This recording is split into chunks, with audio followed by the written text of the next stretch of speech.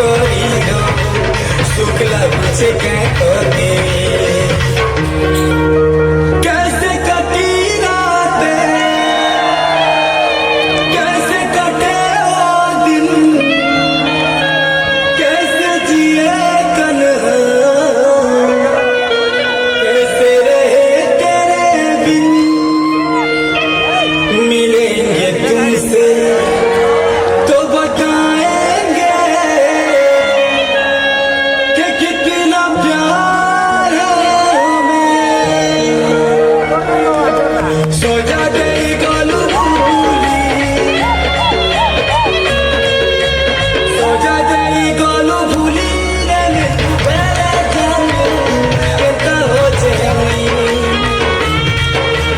सो जा गई गोलू भूली मेरे जानो कहता हो जानी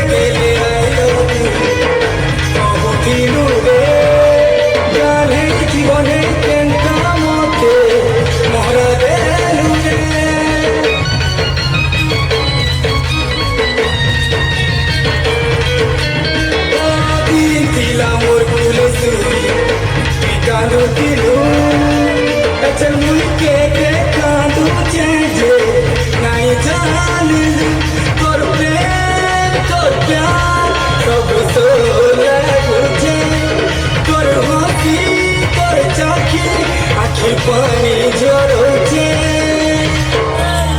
भुलाए से नहीं भूले मेरी दिन भर तेरी बातें तेरी यादों में गुजरी है गुजरी है कहीं सुबह है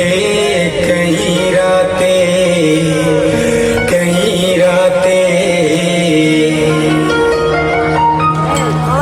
सो जा गई गोलू सो जा गई गोलू भूली मिलबू बेरे जानबू कहता हो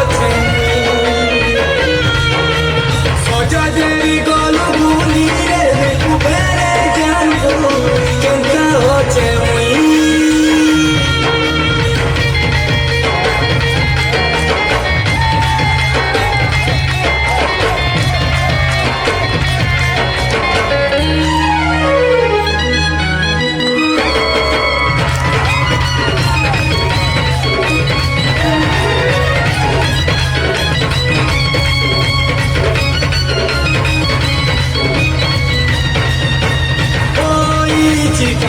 बार जाए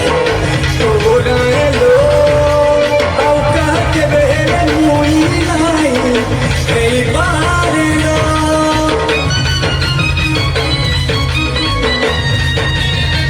ओ जिथिले की मोरी डोले तोर कहीं बा मोला मुँह देखी करी मोर ततेलो सुग लागवा मोर तू मोरी सा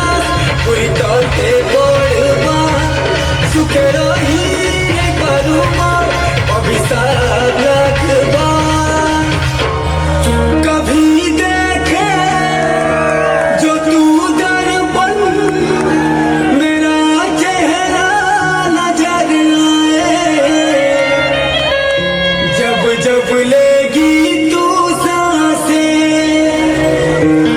जब जब